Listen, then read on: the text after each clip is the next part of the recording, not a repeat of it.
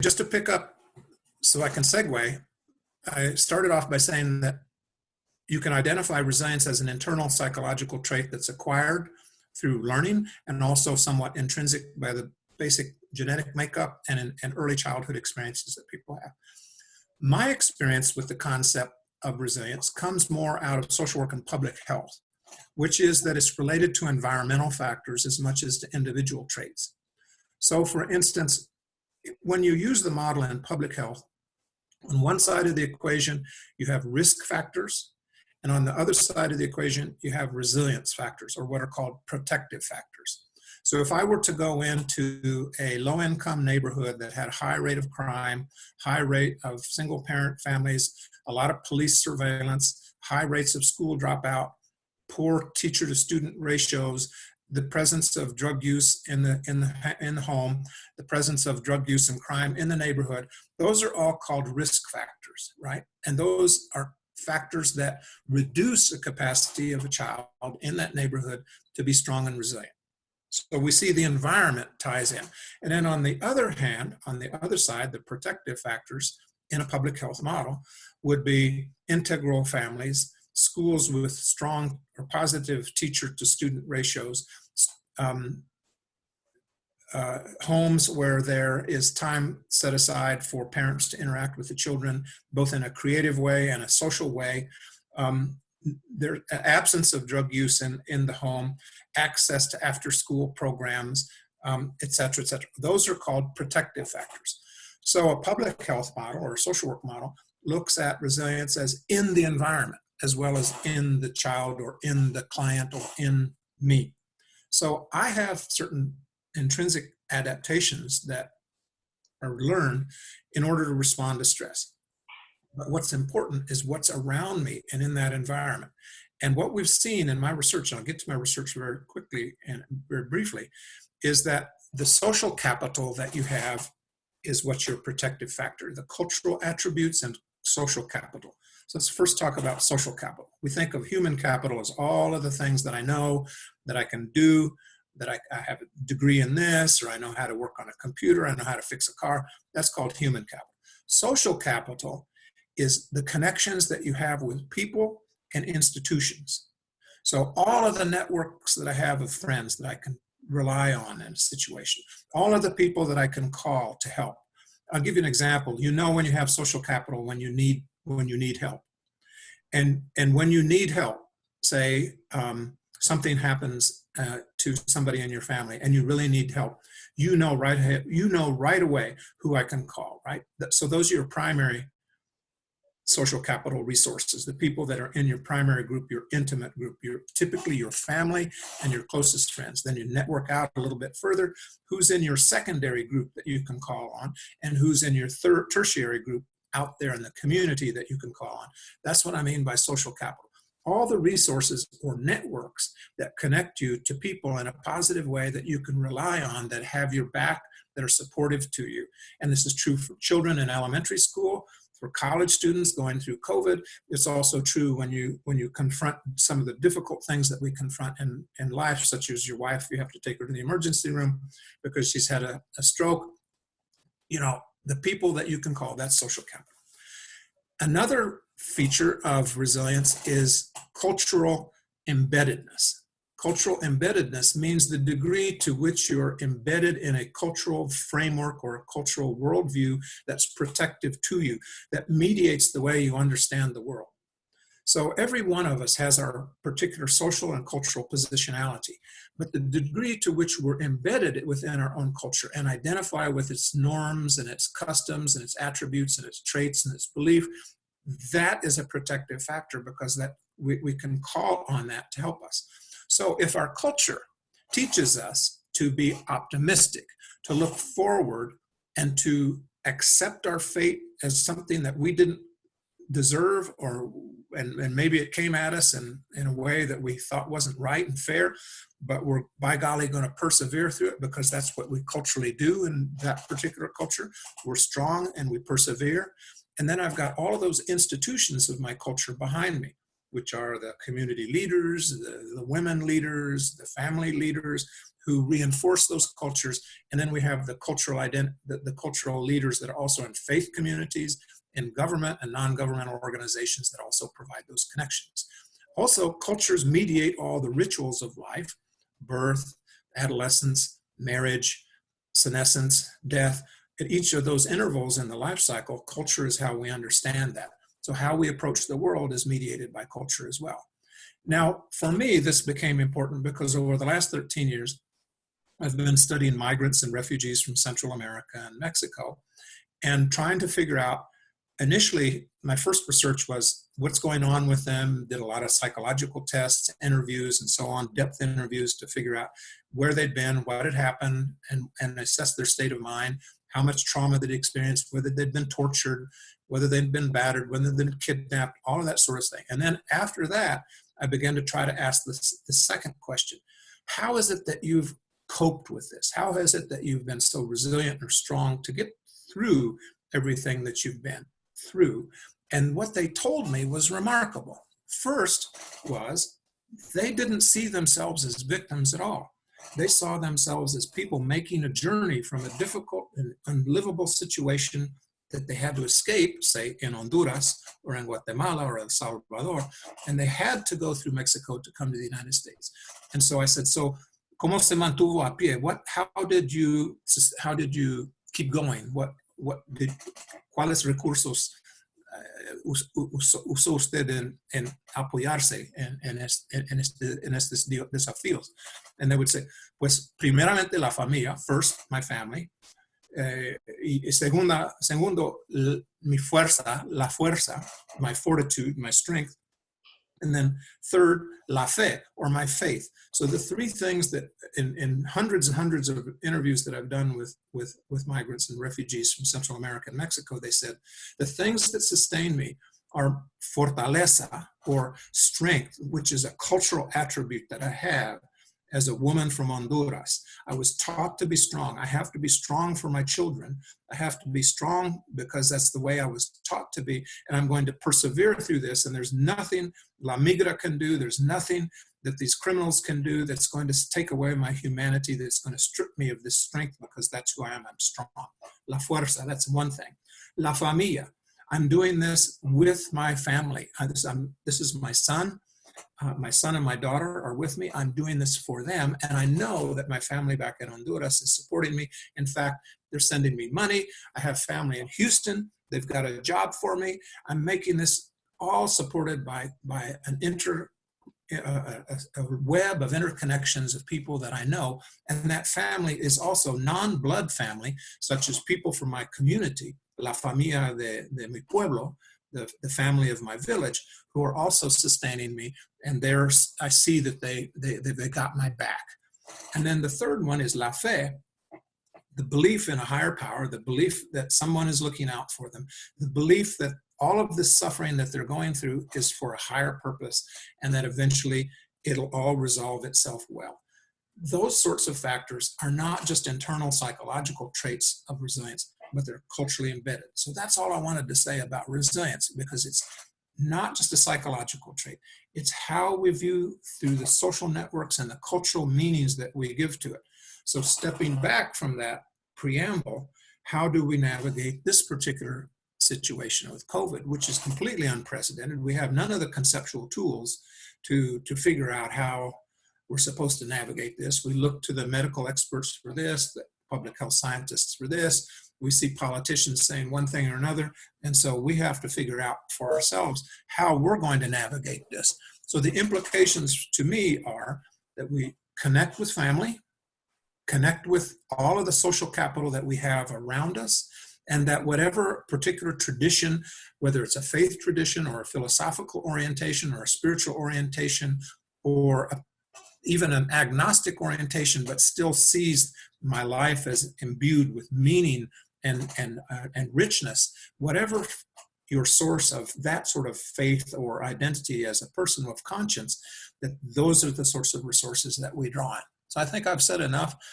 Paul, I just wanted to give the group a fundamental understanding of the concept of resilience from a public health model as well as from a psychological model. And so it seems like, and I was listening to everything you're saying, that all those things that build people's resilience, all the things that worked before still work now, right? Absolutely. It seems to me like those cultural resources are the things that you've been taught since you were born, and how you're taught to think about adversity has a lot to do with your cultural origins and the things your mother and father and your uncles and your godfather. This is what people.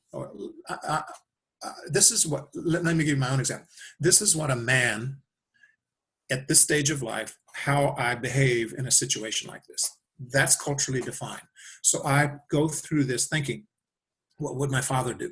What would my mother expect out of me? What does my culture teach me about how we navigate this together? Because at this point, everybody in this chat room, everybody in this Zoom room has experienced adversity. Some of us have experienced significant adversity.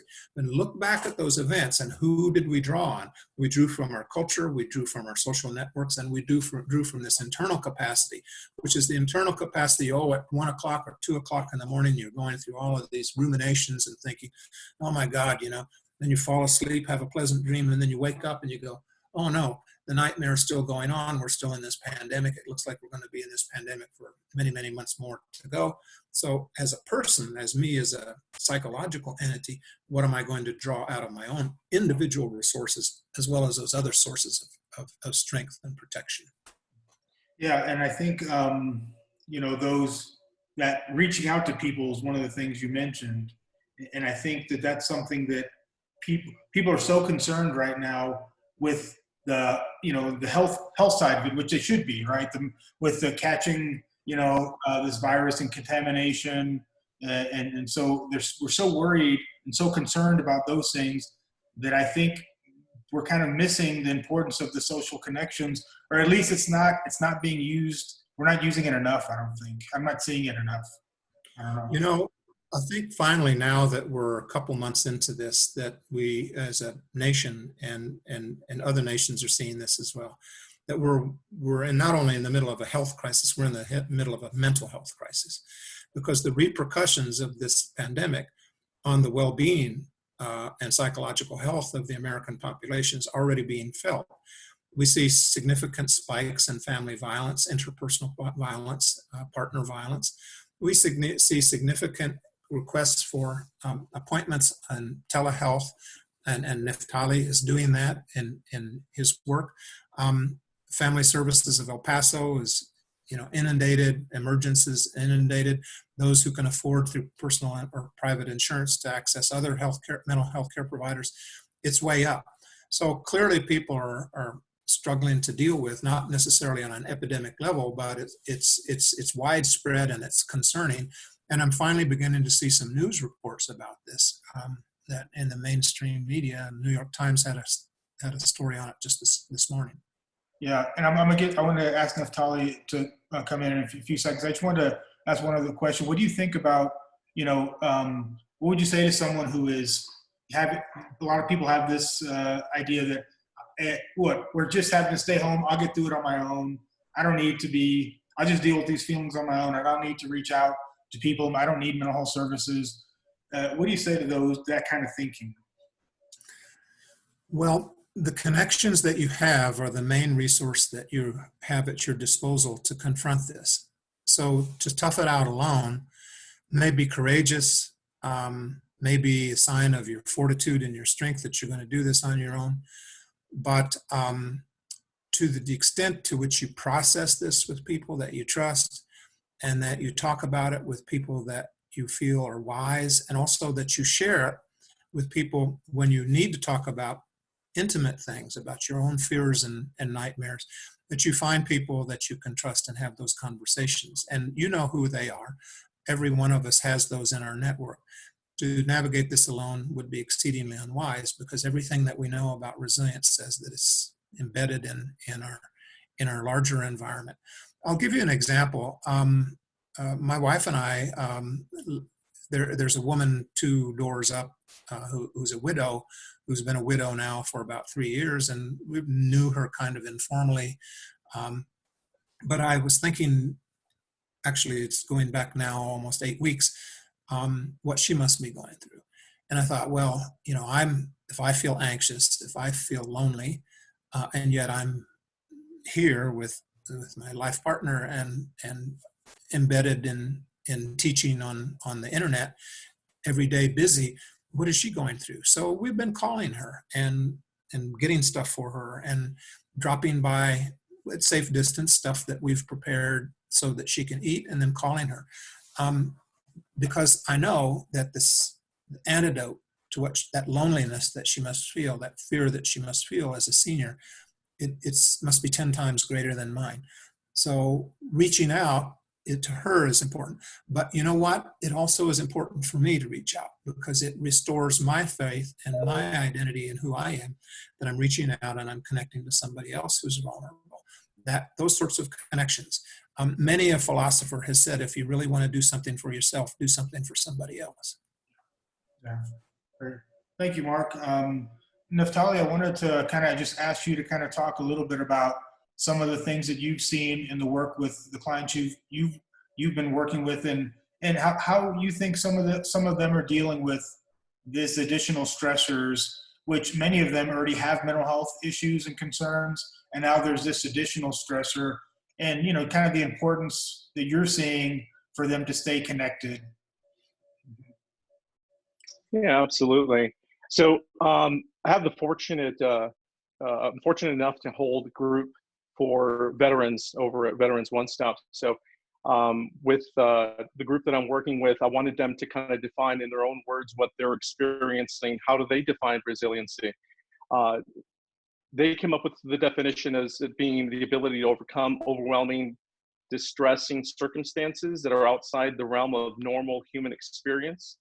Or it can even mean that using your coping skills, the ability to be teachable, or being highly adaptable, and being flexible with the changing environments that were going on currently in this situation.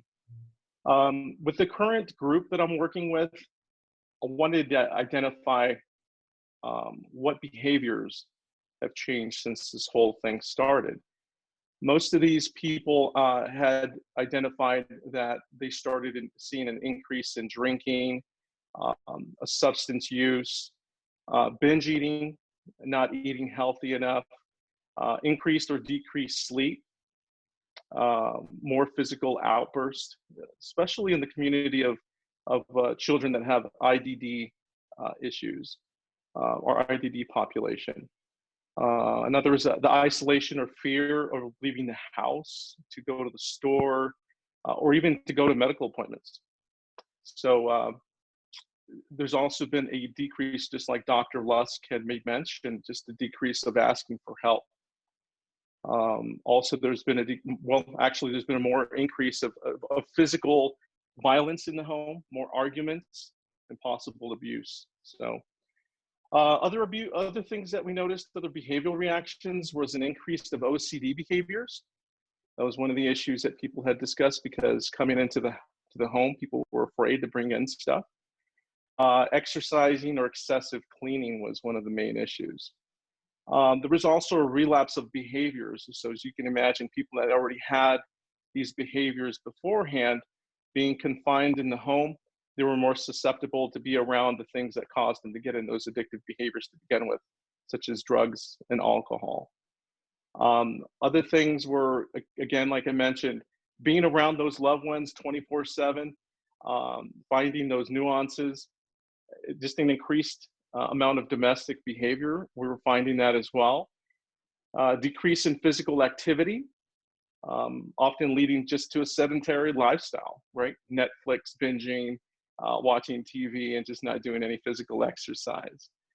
And also an increase of medication, self-medicating with, whatever's in the cabinet, whether it be, prescription medications, illegal drugs, or even alcohol. So one of the things that we discuss is that, how do you know if you're resilient if you really never have been tested before? Well, I think we can all agree that pretty much, going through this situation and thereafter, I think that we can all say that we're getting tested at this point. And hopefully at the end of this, we'll build up some resiliency. Yeah, Some personal. I want to just make a quick comment. I know when you're talking about the behaviors that people use to cope that are maybe unhealthy Mhm. behaviors, and I think of the concept of reinforcement, right? When we do something and it somehow meets a need, maybe temporarily release some stress, we tends to get reinforced, right? And it becomes harder to change the more you do it. And so I was just wondering, what are some of the things? What are some of the alternative kind of coping that do you try to have people work with besides the unhealthy ones? The more, what are some of the more Mhm. healthy ways to cope that you're seeing? Some healthy coping mechanisms that we've advised to people is, kind of take care of yourself physically, take care of yourself, making sure that you just concentrate on the things that you can control on. Things such as, having that positive attitude. To some extent, your physical health, making sure that you eat the right things, getting enough sleep, maintaining good, not drinking a lot, exercising. Things that you can control also include like following the CDC guidelines, making sure that you do your part, turning off the news, excessive news and constantly that constant worry of what's going to happen. Oh my God, impending doom feeling. Um, what happens a lot is you also get those social media platforms that maybe not giving you the best of source of news, or getting those conflicting opinions that you may not necessarily agree with, that may also be unhealthy to your mental health well-being. Yeah.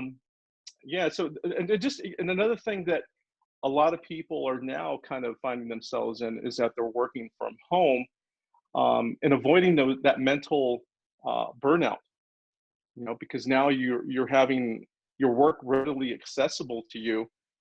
As before, you used to leave the office and work stayed at the office. Now you're at home and burning that midnight oil, staying up and doing work excessively. So just kind of keeping an open mind that, or having that introspection that, maybe I need to scale it back just a little bit. So these were some of the things that we recommended to the group, things that they were finding very helpful to themselves and they were recommending to other people as well.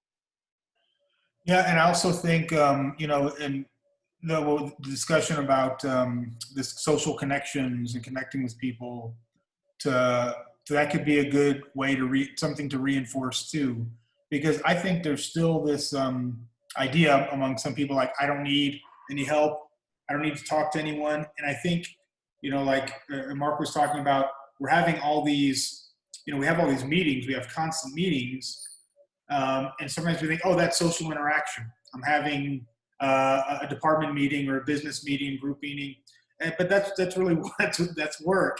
And I think we still need those personal connections where we're talking about things, talking about our feelings, and expressing how we feel. And I think that's really something to promote and as a way to reinforce that. So when someone feels I'm not feeling good, I'm feeling really bad today, let me go talk to someone and tell them how I feel. I think that's really something that uh, I think it feeds into the this idea of building resiliency as well. You've kind of obviously seen those things too? Yeah, absolutely. Absolutely. Yeah. And we also talk about taking advantage of the situation on developing personal growth. Right. This is a good opportunity to kind of, look within yourself and seeing that inner strength that you may not have been aware that you had. It's a good opportunity, again, if you're living under the same roof, being close to loved ones, being in close quarters, Right. you have the opportunity to build a sense of closeness with them. Um, Yeah. Having the ability to kind of, pick yourself up, dust yourself off, and also kind of, knowing that you'll weather this as well, coming out that you'll have the know-how coming out of this. And God forbid if we happen to come across something like this again, you've built up the resiliency and resources to go through it again. Yeah, I definitely think that stress is something we need to overcome, not avoid. And I think, as kind of we were talking about earlier, that, well, as we know, everyone's in different situations.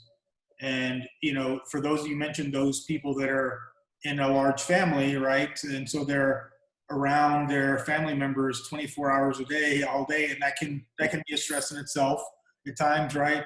And then, which is different than the person who's by themselves all day, right? And so there may be different things that they need to build that resilience for self-care, because I think that what we're talking about is self-care. And self-care feeds into resilience, and the more you take care of yourself, you're saying that the more you're going to be able to cope with those stresses. And of course, the person that has a habit of always doing that self-care is going to be more resilient than the person who doesn't. I wanted to just remind everyone, so there's a comment about the news feed that Mark said about the news feed, right? But you guys have any questions, please post them in the chat space, or if you really would like to speak, you can kind of unmute your mic and speak up. But I was going to go ahead and continue kind of talking about, I like talking about the connection with self-care and resilience. And I see, and there's this kind of relationship that I've seen with like growth. We talk about growth, resilience, right? And how this thing can make us grow and make us stronger, which is, resilience is our ability to cope, right? With stress and return to our normal level of stability, functioning, however you want to say it. But growth is actually kind of exceeding our normal everyday level of functioning. And so I wanted to ask Mark, what are some of the things, so the person that is kind of doesn't have those things built into the normal everyday life, to where they're connecting with people, to where they have that sense of resilience. So how do they go about building their resilience when they don't have a lot of it? Well, Neftali was pointing out in his practice how people were doing a lot of things that were actually exacerbating their situation. They were sleeping in, sleeping longer, watching a lot of news, drinking, taking prescription medications above and beyond what it was written for, taking, etc. You listed a whole series of things. One of the ways to avoid that is to establish routines. Just the other day, to help me get motivated, I went back and watched a speech that Admiral McRaven gave to the University of Texas at Austin graduating class 7 years ago. It's called the Make Your Bed speech. It was the commencement address. In case you don't know, Admiral McRaven was the admiral who was in charge of the Navy SEALs in the Asian theater that captured Osama bin Laden. And he was also, after he was retired from the Navy, became the chancellor of the University of Texas system in Austin. And he's a very interesting man, but I'll send you a link, Paul, to share of his talk. But his idea was that if you want to build your character, if you want to build hope, if you want to build health, it requires self-discipline and a certain sort of routine that you build into your life, so that you're always making these sorts of steps every day, task after task after task, to make these connections. Because it is the disordered life that falls into chaos. That, I can sleep in a little longer today, and the next day I can sleep in a longer today. Well, his talk was, make your bed, right? Get up. The first thing you should do is make your bed. He's not being literal. I mean, he is being literal, but the point of it is that when you begin to take control of your immediate life, then you can engage in those health-producing behaviors rather than engage in unhealthy producing behaviors. So Neftali gave a whole list of things that could be done. Physical activity is absolutely paramount. It's one of the legs of the triangle of psychological and physical well-being, that you have to simply utilize your body in some form or fashion regardless. So even persons with disabilities find ways of doing adaptive exercise. There's no reason for anyone not to have some sort of exercise. And whether it's just a walk around the neighborhood, whether it is, riding your stationary bike, play with your dog outside, all of those sorts of things that involve physical activity. But the key for what I've learned from individuals, because I used to work in a hospice, people dealing with end of life. I used to work in a psychiatric hospital. I worked as a social work manager for a general hospital. And what all of the folks that taught me is making connections. And at the end of life, for instance, when I worked in a hospice, nobody ever told me that they wish they'd gone to work more, or that they wished they'd gone to more meetings, or they'd written more memos. I'm being facetious here. What they said was, I wish I'd spent more time with my family. I wish I'd spent more time with my kids. I wish I'd spent more time traveling and visiting and making connections with people, because now when I look back at my life, those are the things that I remember. The same sort of logic applies to how we confront adversity. As you were pointing out, Paul, you don't go back into your shell, but you make these connections. So it's embeddedness, helping others, connecting with family. And even if you're in a family 24 hours a day and you're going crazy because you don't have any time alone, finding a way to get away from that chaos for a little bit of time to take care of yourself and also be quiet and alone with yourself. That's another well from which you can draw a great deal of strength and energy, because the noise of the kids and the noise of the neighbors, it's enough to make you anxious.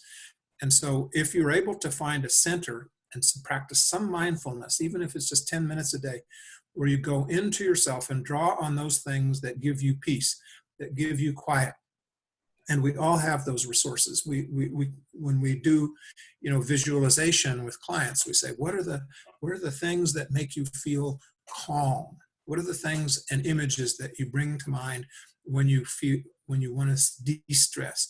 And then we walk them through visualizations with that. I've done that with refugees at the detention center up on Montana, people who are in a state of panic.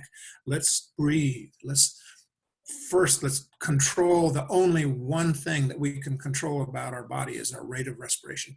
Let's bring that down and then calm down and visualize something and walk yourself through that, whether it's through meditation, whether it's through yoga, whether it's through prayer, whether it's through exercise. That way of finding inner peace is such a well of strength in dealing with adversity. And it can't be done in a crowded room with everybody going crazy. You still are allowed to walk around the neighborhood. You go into a place and commune with nature, even if it's just for 15 minutes, and find that inner self that's inside of you that's calm, that every one of us has.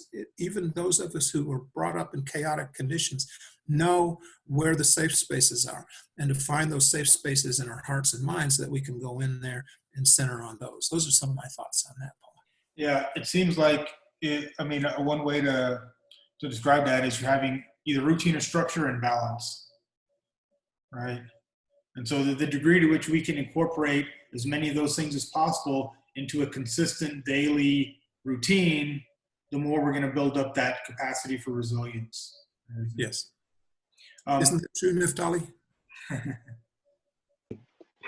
Yeah, that's correct. Yeah, just like that, with all the responsibilities that one has, whether it be at work or, being a student, or the responsibilities just being at home, taking care of your family and paying the bills. Take the quality time to take care of yourself. Do the things that you find enjoyable. Just like Dr. Lusk had mentioned, it can be anything from reading a book, going out for a walk, cleaning your car, being out in the garden, or even meditation. Taking those few moments of your time to kind of just hone in on that alone time that you have with yourself. You really kind of need to take that mental break from the current situation that's going on momentarily. It can recharge you, to really kind of focus refocus and to be alert and aware of your surroundings when you have to go out and do your job, when do things outside of the house. If you haven't already, just like he mentioned, establish those routines. Those give you kind of a sense of purpose, and it gives you, that much needed mental break that you need. Yeah, this reminds me of when I talk about burnout a lot, work-related burnout. Mm-hmm. I know a lot of people that would work nonstop, and then they say, okay, I'm going to take just 2 weeks or 3 weeks, and that's it, but I won't take vacation. People would brag like, I haven't taken vacation in 2 years or 3 years, where they brag about this nonstop work, and then say, now I'm going to take a break for like a month and do nothing. And it really doesn't work that way. It doesn't work well that way. That kind of self-care needs to be pretty consistent. It needs to be, if not on a daily basis, at the minimum a weekly basis. But I would even say every 2 days you need to be doing something to take care of yourself, something that is just for you, to recharge yourself. Like I said, whatever it is, it could be different things for different people, but it has to be that. And I think balancing those things, right, that me time, that important time I need to connect with other people, the time to with family, the time, all those different things. We need to do work to feel, to give that sense of accomplishment, to not just kind of feel just despaired about it. We need to stay engaged with work and our co-work. We need to do all those things, and the degree to which we can balance them out in a routine on a daily basis, I think, is really, really important. This is great discussion. Yeah. I want to encourage everyone, if you have questions, please post them in the chat, and we'll get to them as best we can. There's also something else I wanted to bring up, Dr. Corolla. One of the things I've also encountered was survivor's guilt. There is a sense of everybody, we're having to work excessively because of others losing their job. So I'm getting a feel from a few people that, they have the responsibility. It's their due diligence to work excessively because others don't have that opportunity. And so they're going above and beyond, thus creating, the burnout for themselves. So that's another thing, is that a lot of people are having this guilt among themselves because others don't have that opportunity anymore. Mm-hmm. So yeah, that's existing as well. Good, Mark, you're muted. We have several folks in the room. I'm very interested in hearing what some of the members of today's discussion have been utilizing as positive ways of adapting and coping and exercising resilience in the face of the pandemic. Would that be okay, Paul, if we ask folks to weigh in? Yeah, definitely. So if anyone, I say you can use the chat feature, but if you'd like to go ahead and unmute yourself, you can do that as well. I know Georgina's a member of our group. She's a graduate of the program in counseling and psychology. I wonder if Georgina has some thoughts on that. Maybe she stepped out. Oh, hi, everyone. This is a really, really great conversation.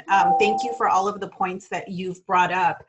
Something that I noticed for many of us and many of my colleagues in conversations that I've been in is that we all feel this heightened awareness where we know and we recognize that we're working way more than we normally would, as if we were back on campus. And I wonder if that's our way of coping with it.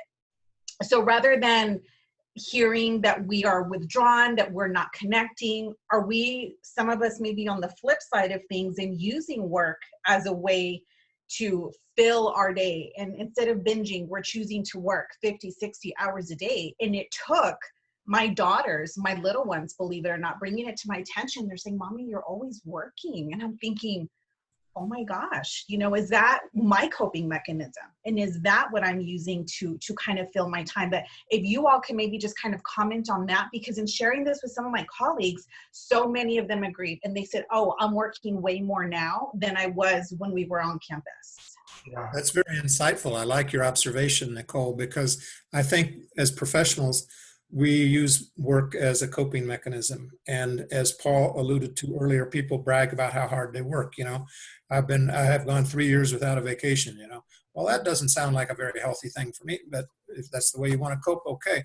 I think you're right, Nicole. A lot of people are doing this because as professionals, we identify with with our work in a lifetime sort of way. It's the key part of our identity, other than we're father or mother or son or what have you. So that's a great observation. Yeah, I think also make the point that, you know, that connection, like work is not necessarily social connection, right? It's work. And a lot of people think, yeah, I'm engaging with people but you're working. And so it doesn't fill that need that we have for social connection necessarily. And so it's important to separate them. And I think that's what a lot of us are attributing our meetings to, is no, we're connecting, because I'm seeing my colleagues every day on the screen. We're talking about this, but we're connecting. And it's almost kind of frustrating when we see that we deviate from what we're supposed to be talking about. And it's like, no, come on, we have so much to cover. Like, let's just get straight to it. And for someone like me, I've never really considered myself a workaholic, but I think I just kind of slid into this new pocket, if you will, where I can now say that I'm very much aware that my work has consumed me. I'm sending emails at all hours of the day, but the thing is they're replying right back. So I know I'm not the only one who's kind of entered this new realm of maybe what coping looks like for us. Yeah, I agree. Yeah, a lot of the people that I'm getting feedback from is being that having that sense of being, right? So working extra hours, having that purpose, like I am doing my part, you know, whether it be within your family or contributing to society, whatever it is, you're delving yourself into work. And, you know, whereas you think that that's your coping mechanism to some, including, I mean, yourself and myself, it's kind of counterproductive. Right. The other part that was interesting, just my last comment, and then I'll definitely pass it on to someone else, is the part about guilt. You all talked about guilt and working, and I think that's part of it. But I also want to mention that I feel like I felt guilt in a different way, and that's because of the situation that we're in. We're hearing and I'm reading that these unemployment rates are just sky high and record breaking. And I, on the other hand, have been very blessed to where a lot of my monthly expenses have dropped as a result of this. So hearing that others have lost their jobs, are finding it challenging to put food on their table. I, on the other hand, I'm thinking, why am I not experiencing that? And how do I cope with knowing that I'm not in that situation, and I'm blessed for that? But you hit the nail on the head with using the word guilt. And it's something that I'm feeling, because I don't have to worry about, you know, thank goodness, putting food on the table for my kids every night. And I know that others do. So I think there's this also other piece tied into the emotional, you know, dealing of all of this. Yes. Bye, Mark. Georgina? Yes, I was going to say that socialization starts at home and probably starts within ourselves. And I think it's a great moment to consider how is our relationship with oneself. And usually in therapies, I always, after the first or second session, I had to go with my clients about their childhood, and that is why I'm working with. I mean, my interest is on children, because there is the answer in your structure, and how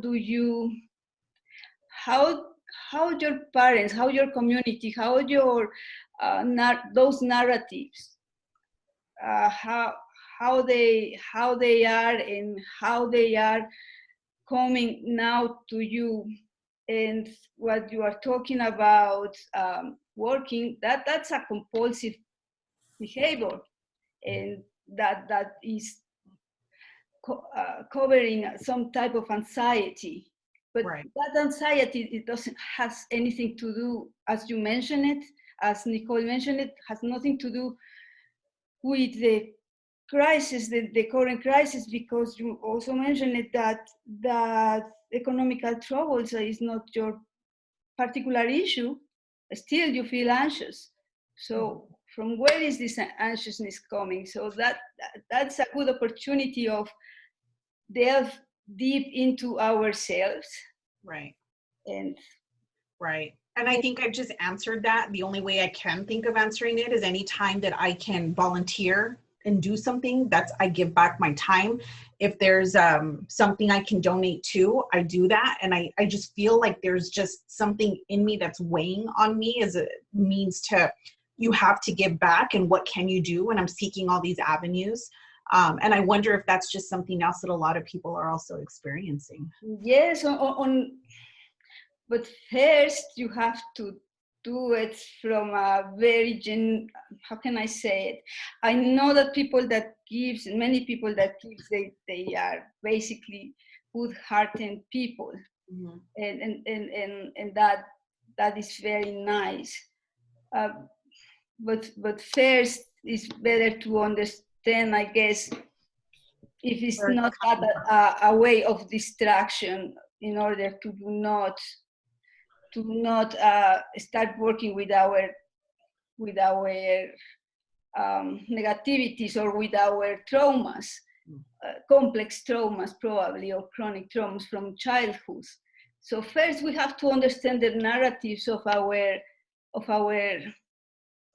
upbringings, and to work with clients, usually that is a nice job, that what they have that what they did, because I heard so many narratives, beautiful narratives, despite traumatic situations. Mm-hmm. Yeah. Thank you. And I think that, one thing we talk about the guilt, this kind of feeds into burnout, where is this idea of like, I don't deserve to be, like, I don't want to take care of myself. It's like an avoidance to take care of yourself. And the most important thing you can do a lot of times for other people, but especially for people around you, is to take care of yourself first. Mm-hmm. When you're good, then you're able to do good for others. Right. And so the degree to which you're taking care of yourself and you're taken care of, then that allows you to help other people. And so you can't help other people when you're not taking care of yourself.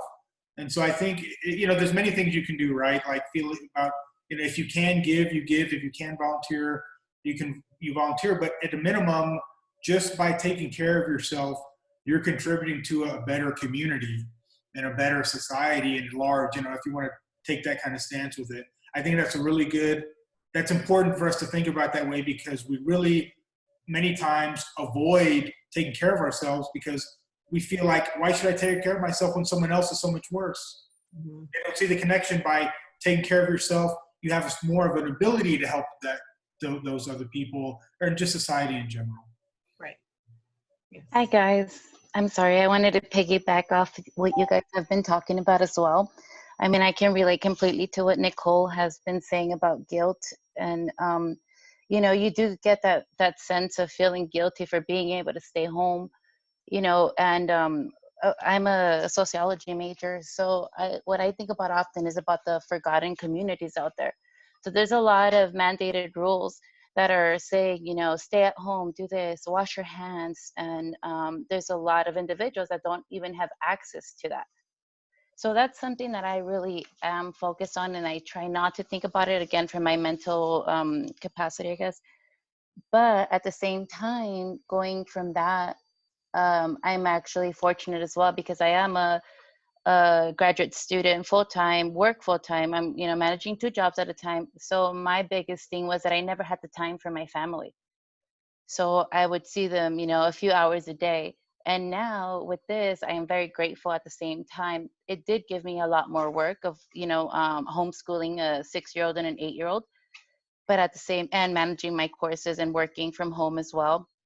But my biggest issue was balancing that. I would focus on my children because now I had the opportunity to do so. So I didn't want them to fall behind in their school, and trying to make sure that they stayed on track. So of course, my biggest problem was again not sleeping. So I would just, in the evenings, late at night, that's when I got to do my own stuff, my own work. But I've been managing that for a while. But again, I know that Dr. Lusk asked earlier to mention what, the positive, I guess, things that you've been doing to cope with it. And at the end of the night, I'm very grateful that I am able to stay home and spend that time that I've had that was missing from my children and my family itself. So, I mean, with all that being said, of course, I mean, it's really hard to manage so many things, so many roles, because you do pick up different roles working from home. It's not just homeschooling. Now it's feeding, it's taking care of the home. If the dogs are barking because somebody else is working, there's a lot of different roles. But at the end of the day, I mean, I know that Georgina was mentioning also that we can feel guilty about it. Dr. Carola, you did mention as well that taking care of, oneself, would help everybody else. And by staying home and, and just going out for essentials is the number one start right now. Not exposing your family, not exposing your loved ones and the outside world, protecting others around you, but I mean, that's what I had to share. Thank you. And I do want to kind of, I said that I do want to also say that we're having another discussion next Thursday, and it's going to be on the role, the stress of parents' role of being teacher, parent, and also doing your job, right, employee. And Dr. Shin is going to be joining for that meeting as well. So I want to try to continue these discussions, if it's possible, on a weekly basis. So I just want to kind of say that as this kind of topic comes up about those multiple roles that a lot of people are facing, which is unique, right? That we haven't really, it's a different situation that we're in. I'm this comment about, self-care online groups that you can join, connecting with other people, and, because we're so much time at home. And I will say, for me, it's a very literal thing that bothers me every day is I really dislike sitting in this chair so long, right?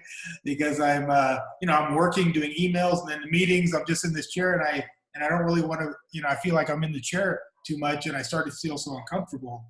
And I do the, like Mark says, and Mark knows, Mark's a runner, he runs a lot.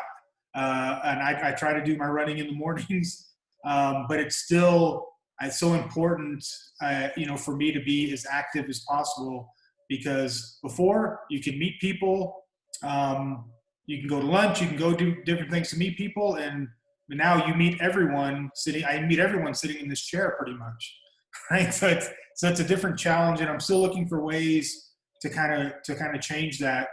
But yeah, all the things, I think, the having the routine and having the balance, we're all learning this at the same time.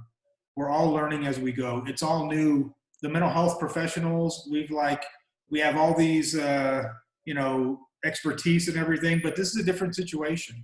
And we don't really know how it's going to affect us. We're starting to learn, just like the medical community is learning about this virus. We're learning about how it's going to affect us mentally, our mental health.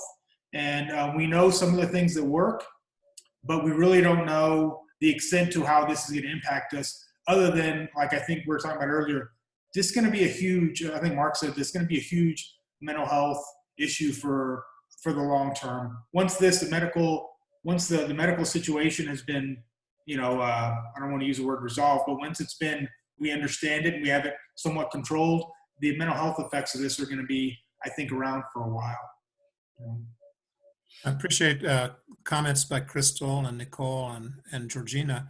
I'm wondering if there are others that might want to weigh in on some of the things that you've been doing, individuals or in your home with other members of your family, that have been ways that you have found to be effective in helping you cope as a family or as a partner or as a mom or just as an individual with what we are all going through? Let's see if we can share some of those observations.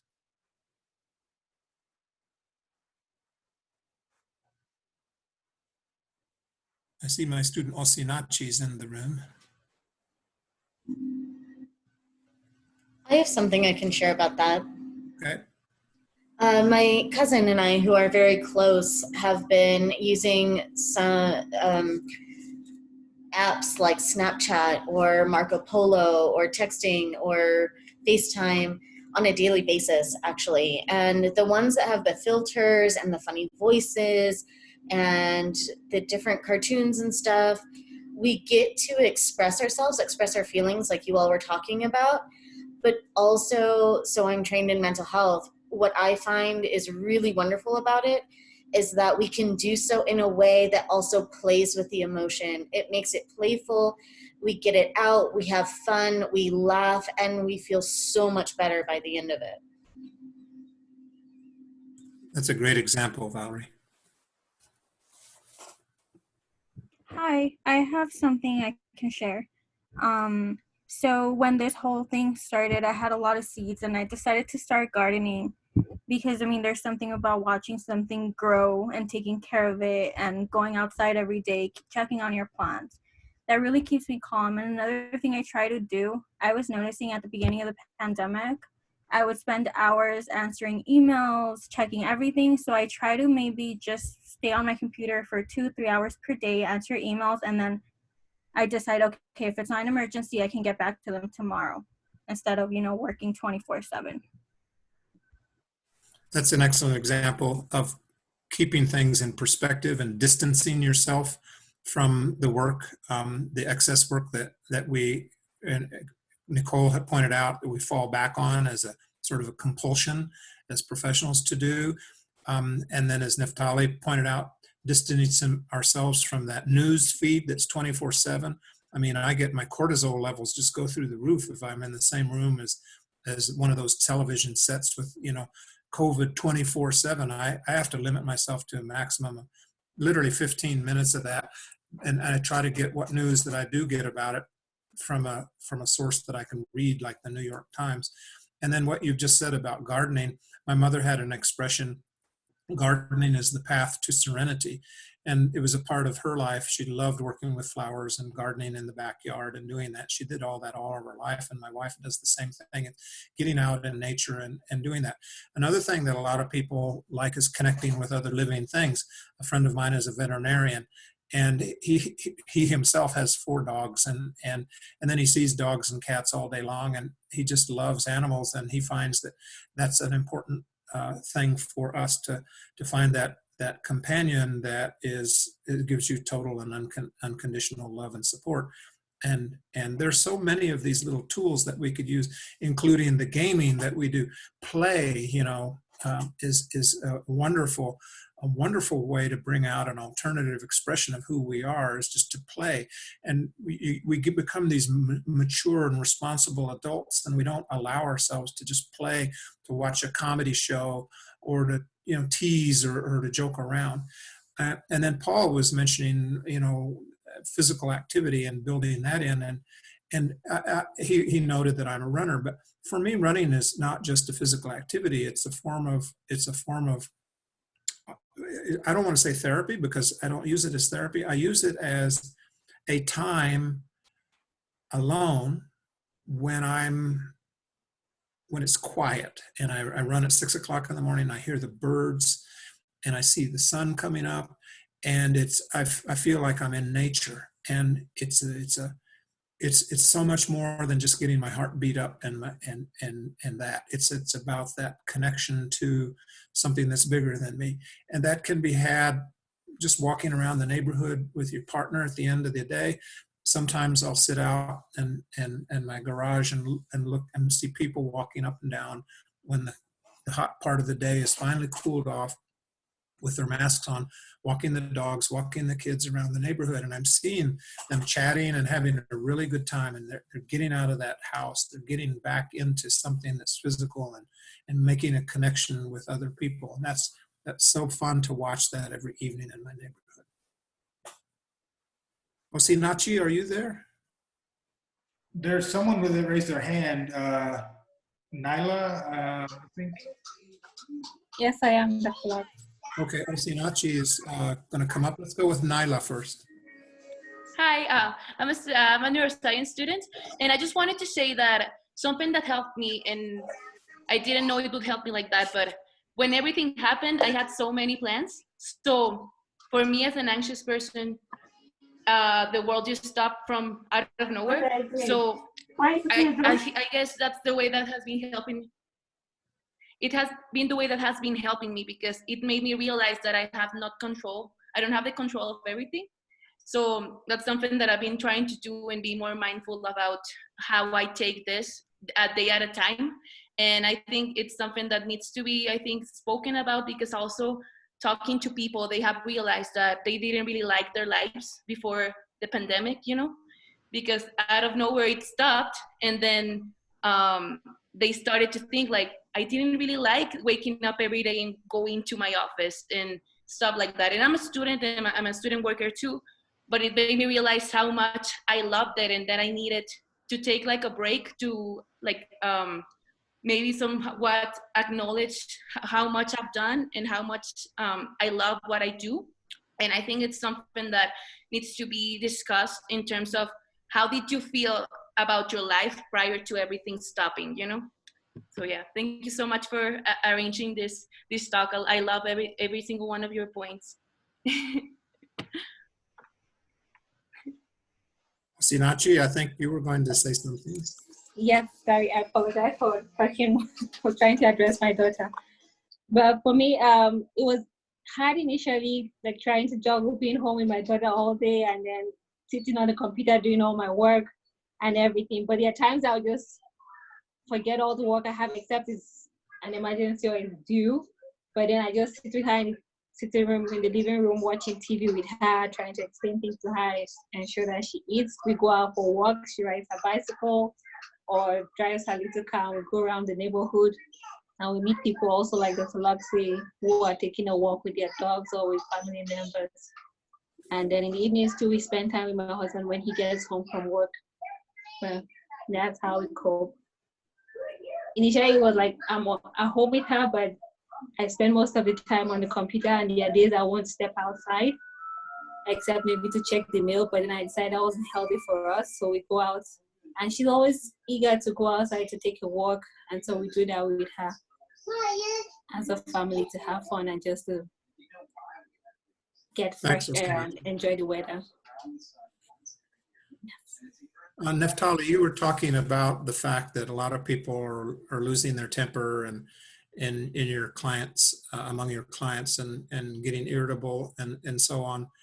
And I'm reminded that I guess we use the word mindfulness maybe too much, but I'm reminded about the importance of thinking about what you're going to say before you say it, and using compassion in your speech, and being patient, and listen to yourself breathe for a few minutes, for a few seconds before you talk. I mean, these are important skills that we learn that we forget when we get anxious, right?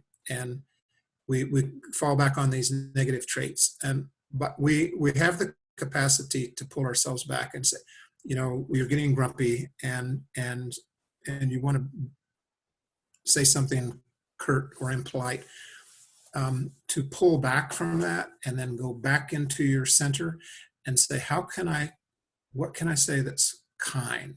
What can I say that's compassionate?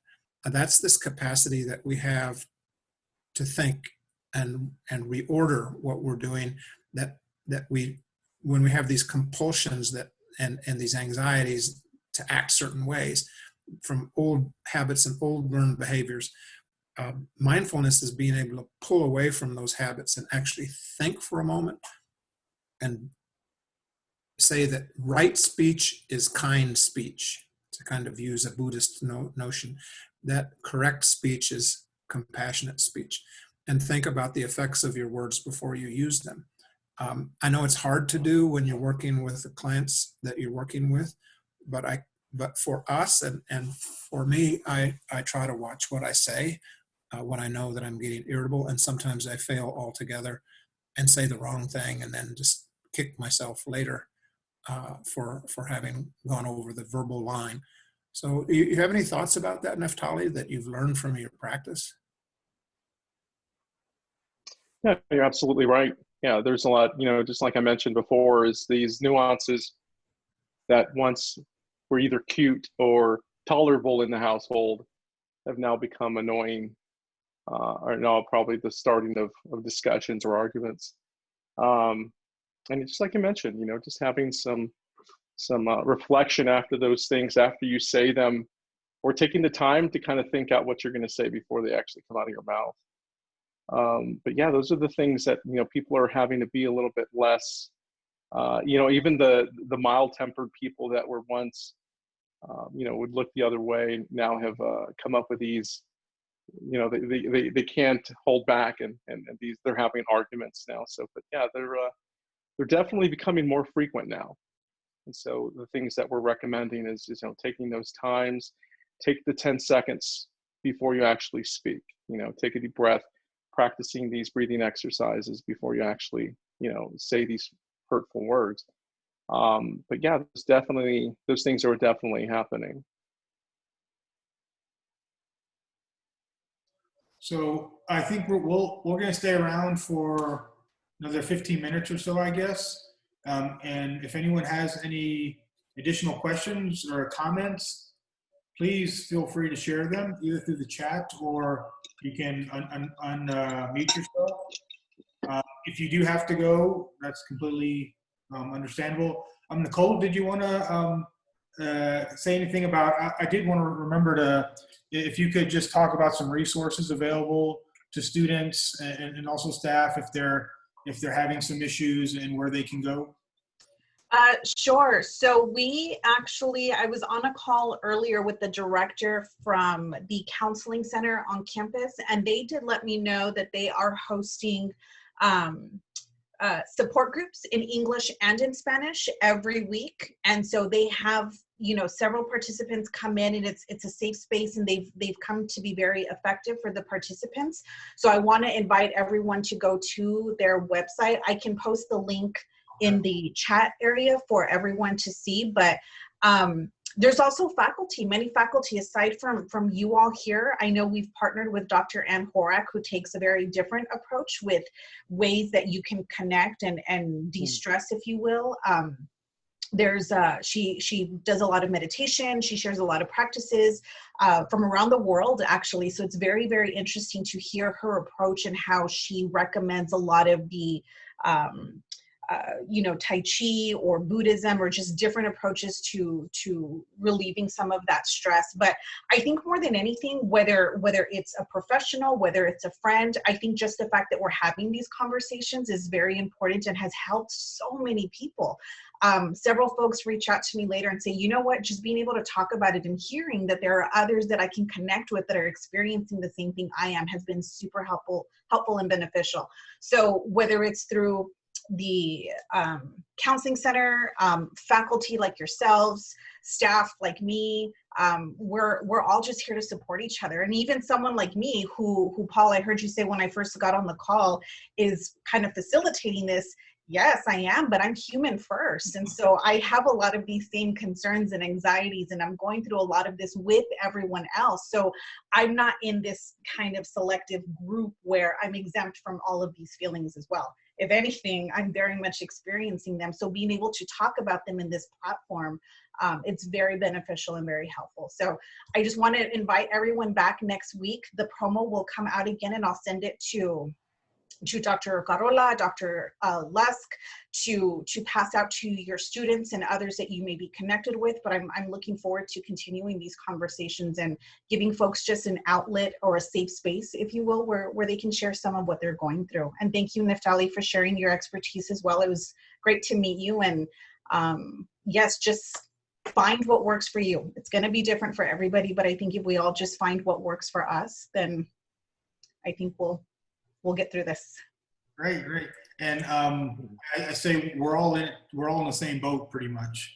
None of us are exempt from these feelings or these experiences because it's all new for us, right? And so also just the next week. Well, we'll try to have a mass email for that, and I'll try to send it to some other people as well through the community engaged group that we're part of. We'll try to send it there.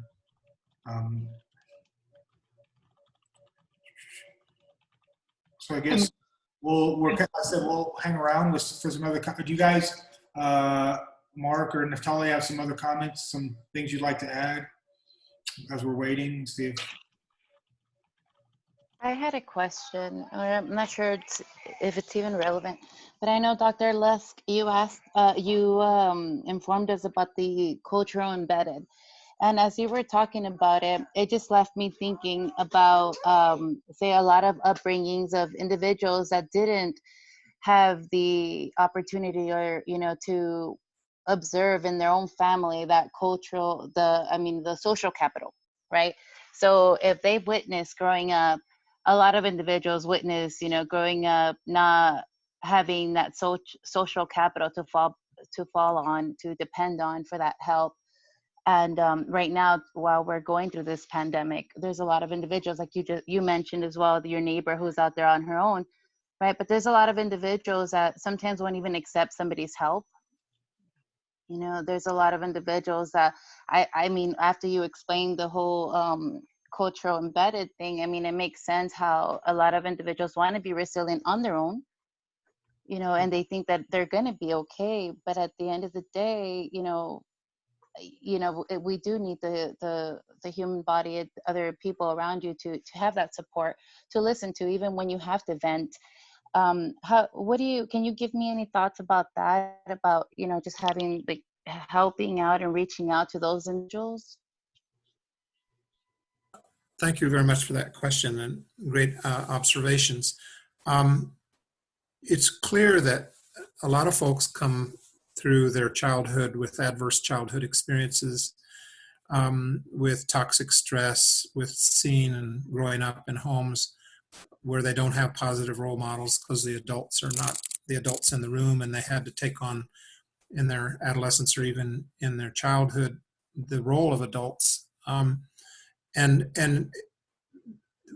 So we don't all start at the same start line, and not all of us come from healthy, culturally embedded families where we can draw from those kinds of traditions. But we are still all able to develop our own networks. So for those of us who grew up in unhealthy environments at home, we can create healthy environments in an alternative way. It's sort of like in the recovery community.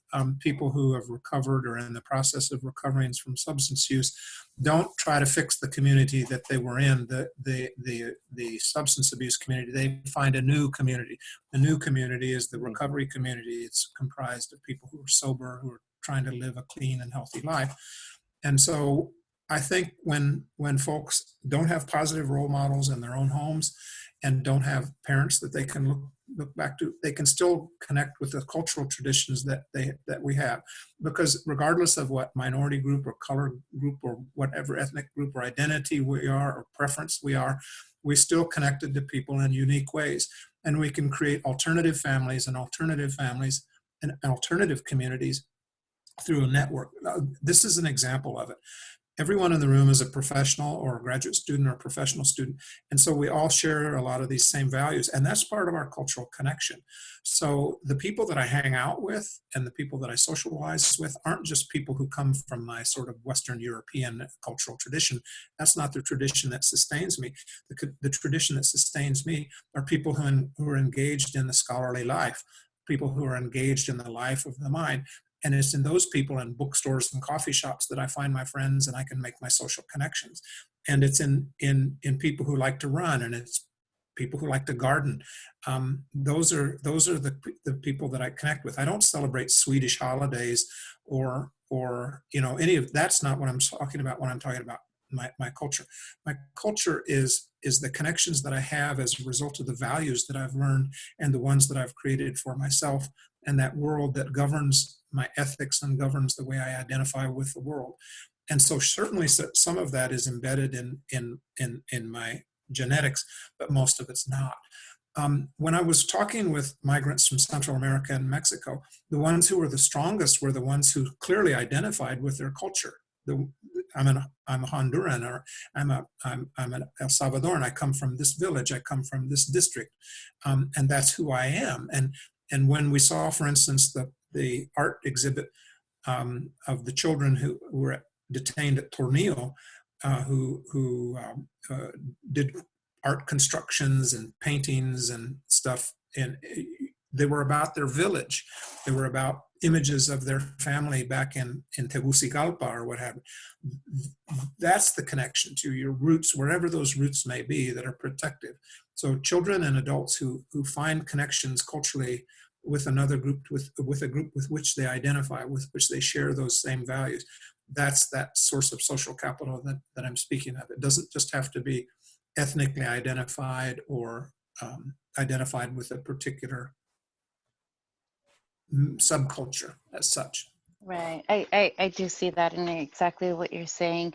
I guess what I was kind of more going towards was, say, when some people are afraid to ask for help, even if they do have all those other social connections, there's a lot of people that are hesitant to ask for help, even, to their surrounding peers, like you just mentioned, even classmates. We know, I've met throughout my college experience a couple of classmates who were homeless, and we didn't know that for, till I a few semesters later, and I realized, they were homeless, and that's when I realized that there was a food pantry at our campus, right? But I mean, I understand, what you're saying, and I kind of just leaves me thinking as well, even when you do have these connections that you mentioned, a lot of people are very hesitant to reach out.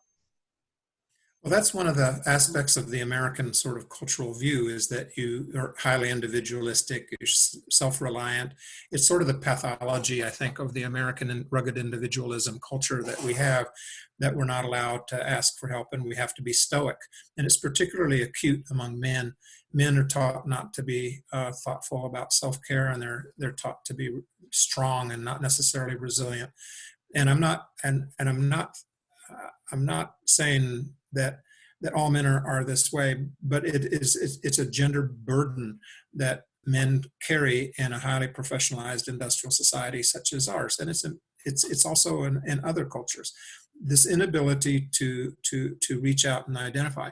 And so one of the ways, as a social worker, I've worked with men and youth, young men, is to connect them to other young men and other positive role model males, so that they can find within a masculine setting ways of being vulnerable, because men can, through joking and through sports and through I'll give you an example. In my running group, we tease each other all the time. We're joking with each other all the time. It's a very recreational play sort of activity in which we're allowed to be a little bit vulnerable and use humor in a creative way that we don't have to ask each other for help. But I'm getting so much positive affirmation from the gang, so to speak, when I'm doing these things. It's kind of like when I played basketball in high school. That was my gang.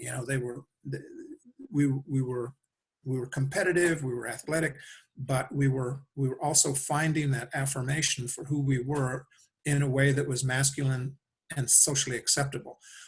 I'm not expecting that people who have been raised in a culture of stoicism, stiff upper lip, be strong and silent. The strong and silent person are going to suddenly transform and begin to be acting more vulnerable.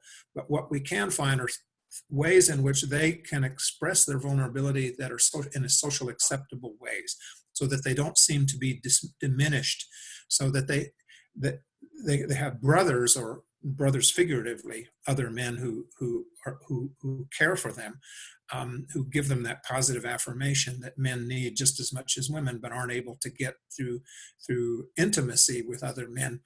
But men do talk to other men when they're alone in ways that are very vulnerable and are very revealing. But they do that in ways that are where they feel safe, and where they feel valued and respected and honored. So within the framework of somebody who's reluctant to ask for help because they're so stoic, there's still ways that are culturally and gender identity acceptable for them to still find sources of social support that sustain who they are. So there are ways even with the most stoic. That makes a lot of sense. Thank you so much. And I what I kind of obviously witnessed as well is, I mean, the masculinity part that you're mentioning is also cultural embedded, right? It's basically, yeah, no, okay. No, thank you. Thank you. It's the cross we bear.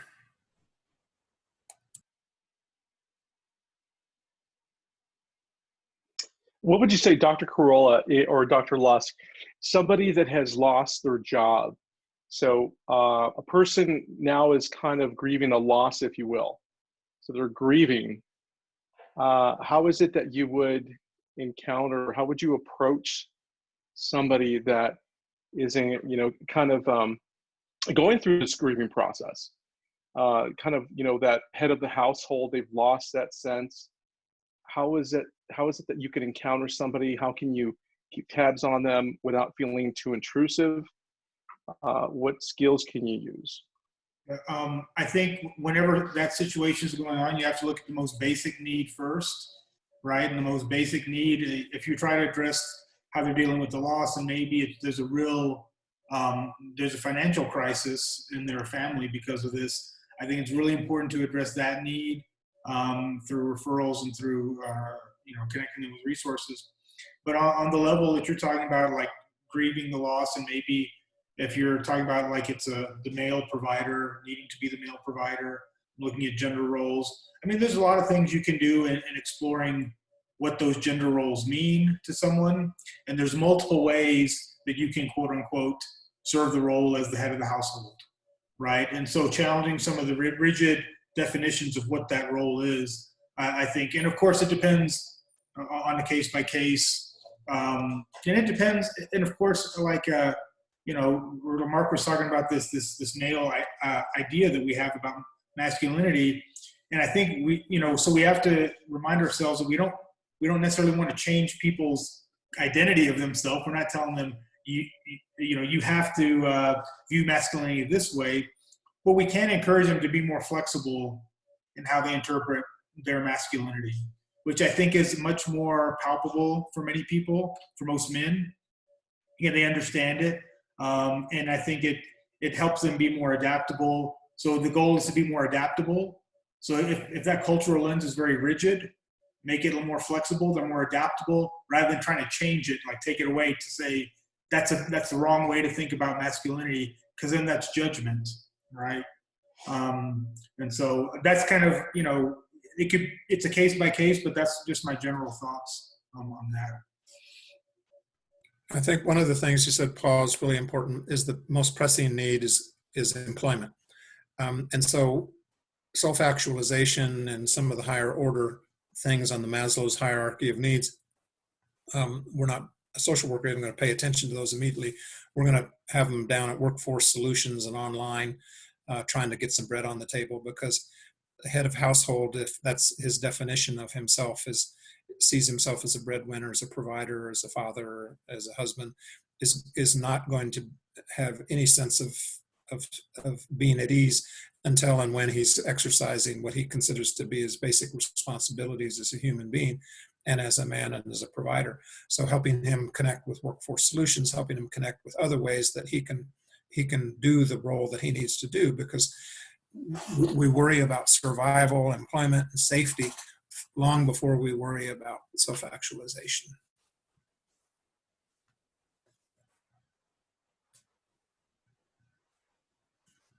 If this person's a student, I would certainly connect him to that website that's on a utep.edu right now about the CARE Act. We've got $12.5 million out there to assist students who are working and who've lost their jobs. And the president and the provost, we're going to get another, have informed campus, they're going to get another tranche of funding here in the near future, more millions of dollars to help students bridge from the current situation that they're in now, because many of our students are working and have lost employment too, and thinking about dropping out, not coming back into the fall.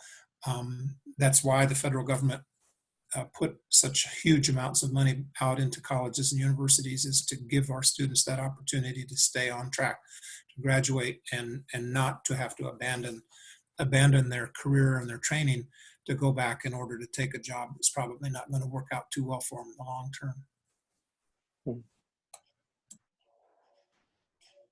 Awesome, thank you.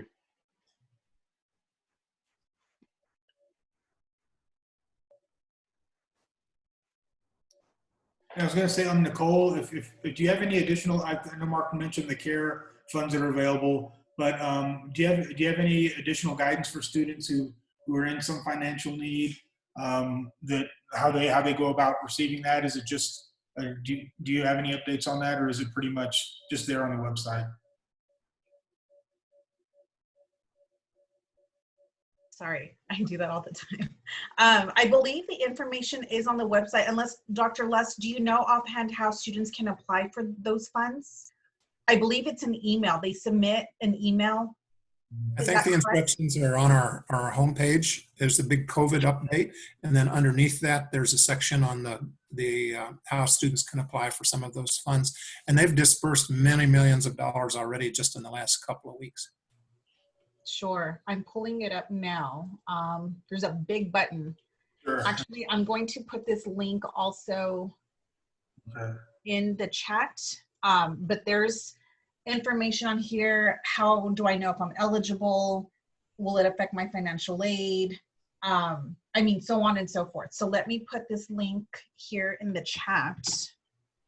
And while you're doing that, Nicole, I wanted to also add, everyone is in a different situation, but there is also the Student Emergency Relief Fund, which is some of this CARE Act doesn't cover all students for different reasons. And so that Student Emergency Fund is something that is there to assist the students who can't get covered by the CARE Act. So if anyone is able to make a donation, if it's $10, $20, whatever it is, that's a great place to make a donation.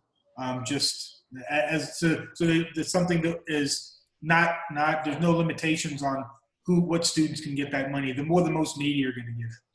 Sure, and it outlines here, it defines eligibility for the CARE Act, and it defines eligibility for the Student Emergency Aid Fund. So those are two very separate, and I think the eligibility is different for both, but what they've done is they're able to cast that net wider with the eligibility between both. So that's a great resource, and the link is there on the chat. Thank you. So we'll stay on. I guess I'll stay on as long as anyone as we need for another 15-20 minutes or so. If anyone has any questions, please feel free. We'll be here as long as anyone has a question. But if you need to leave, we understand. And we'll be here. I'll be here and even ask. We'll see who wants to show up. In addition, next week we'll talk about that in the next few days. But thank everybody for attending. Those of you that did show up, and I think it's really important when Mark talked about the routine. That's why I kind of want to try to have this as a consistent thing with maybe different topics. You have that engagement where you're talking about actually the stressors and the difficulties we're facing on a consistent basis. I think that's going to be really important. I agree. And on behalf of the Student Engagement and Leadership Center, I want to thank you again, Dr. Parola, Dr. Lusk, Neftali, for joining us and for sharing your expertise and for giving us a platform in which we can all share our experiences in a safe space, but to also hear from one another and learn from one another. So thank you. I enjoyed this very, very much. Thank you, Nicole. Thank you. Thank you. Thanks, everybody. Thank you. Yes, sorry about that. I really enjoyed the opportunity. Sorry to interrupt, Crystal. I didn't notice that you were speaking. I apologize. I just wanted to say thank you for the invitation, Paul, and everyone, Nicole, Neftali, Jorgina, and all of the other folks who talked, Neftali and Crystal. Naila made some great observations. I'm going to sign off because my duties in the kitchen are about to begin. Hi, Mark. Thank Long, you. guys. Thanks, Mark. Thank Thank you. you. I just wanted to ask Dr. Carola, you said that you're going to be doing another of these webinars next week. Do you know the date already? Or? It's going to be the exact same day until Thursday at 3 o'clock. Oh, okay, great. And there'll be an Thank you. email. The focus is going to be, I think, with the title, I sent to Nicole title, I think it's, what is it? It's the shifting role. Basically having to be a parent, employee, and teacher all at the same time, right? So, and so I'm going to have Dr. Sang-Min Shin, who has some expertise in parent-child relationship stuff, and so it's going to be, it'll be really good. It's going to be good. So for everyone still on the call, I just put in the chat, if you visit utech.edu/mom, literally MOM, mom, that stands for Minors on Monitors. And that is an initiative coming out of the Student Engagement and Leadership Center, where we post all of our programs and events that are available to the public. So just like this, if you go on right now, you'll see this is posted on there and it has the link on there. So if you go on there every week, you'll see that we'll have the information posted maybe within a day or two for next week's on there. But Crystal, to answer your question, that's where you can find any and all upcoming programs, initiatives, not just from Dr. Carola, but also maybe like the ones that Dr. Ann Horak that I referenced earlier, initiatives and talks that she puts on for us. Anything that we host, you'll find it on that website. And it's super easy, utep.edu/mom. And you can just scroll through the calendar and you'll see a list of options there. Thank you so much, Nicole. Appreciate that. Yes, you're welcome. I'll also share this with my classmates. I'm pretty sure that they would find, all these talks helpful as well. So I'll make sure to spread the word. Please do. And also let them know that in their inboxes, you all as students should be receiving 2 separate emails that has this information. So if you aren't normally checking your UTEP inbox, I highly recommend that you do. Every week we are sending this information out, but if it's coming from you, Crystal, we greatly appreciate that. And we made the website super easy for that purpose, just so that it's, something that anybody can just kind of type in and it's right there. The information is right up top, very easily available. No problem. I will, because I know for a fact that a lot of us don't go on there. I do not know why, but you've been missing out. That's right? Yes. So no, now that you know, please, if you can help spread the word, we greatly appreciate that. Yes. Definitely. And I'll be on the call next week. I'll be on the call as well. So Great. we look forward to having all of you there. Great. Thank you guys so much. Everything was so, informative and really great. Appreciated. Thank you, Crystal. Thank you. Thank you for coming. And by the way, I'm going to go ahead and stop the recording now. Yes.